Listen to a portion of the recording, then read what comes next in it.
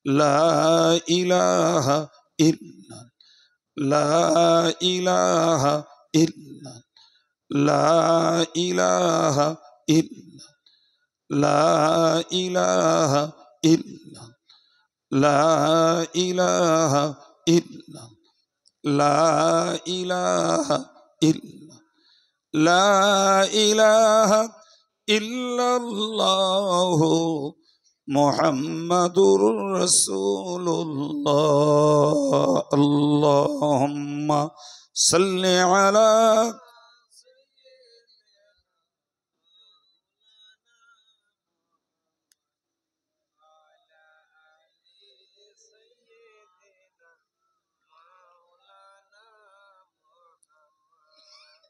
اللهم آمين.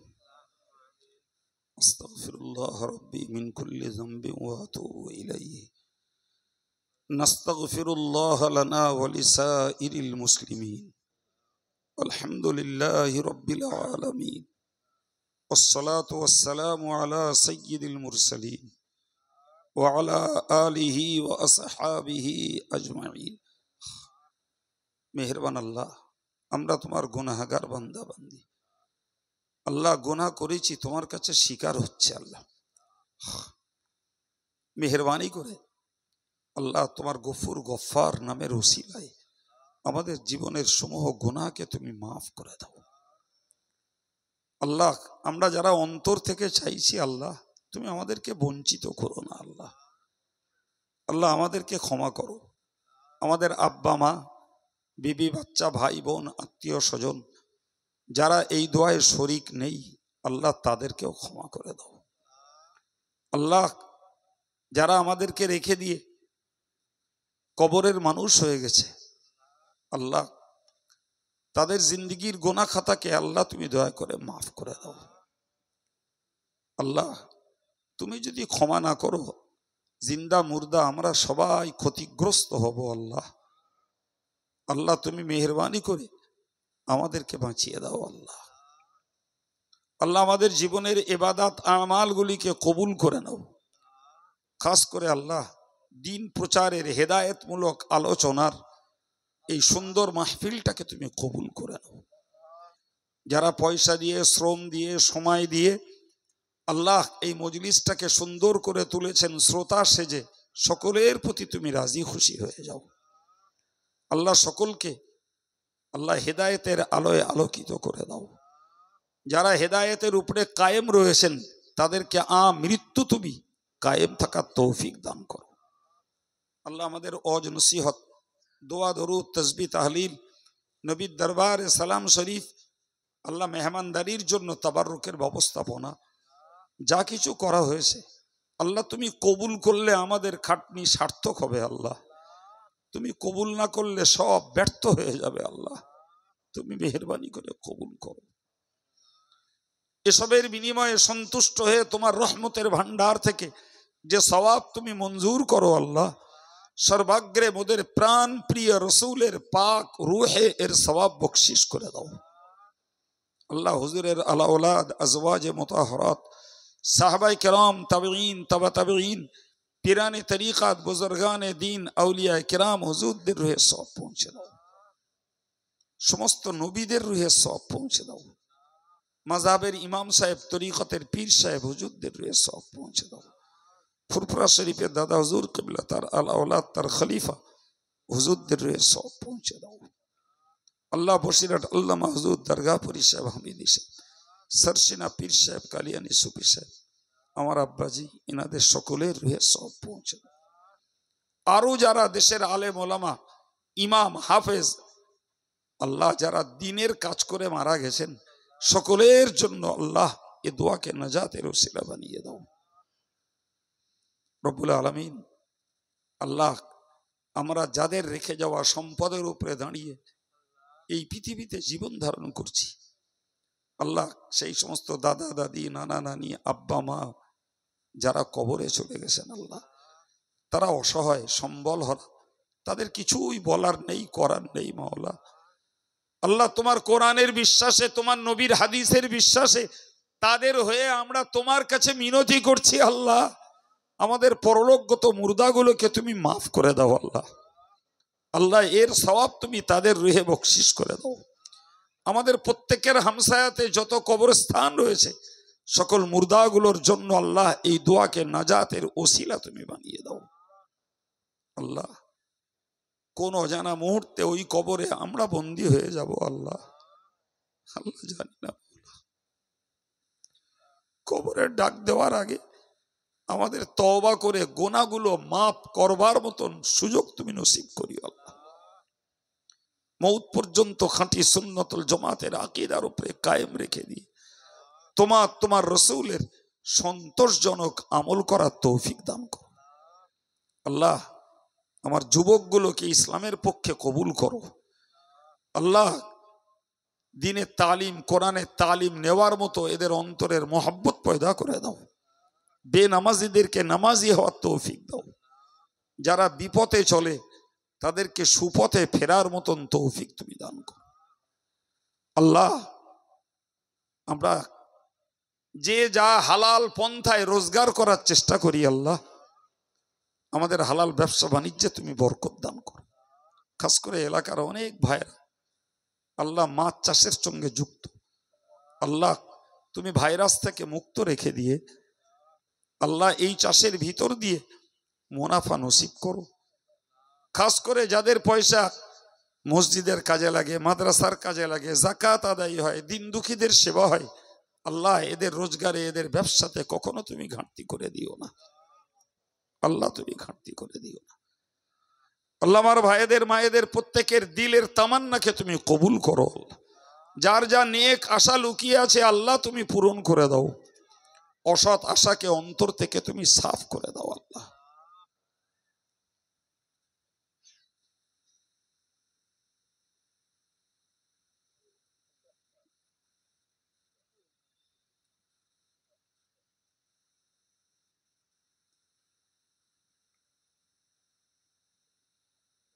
আল্লাহ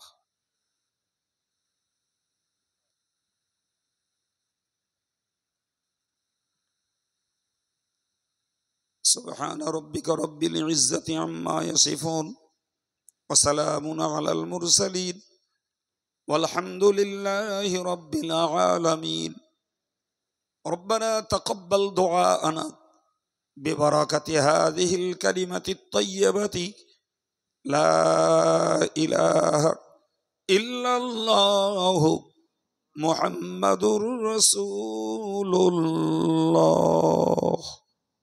السلام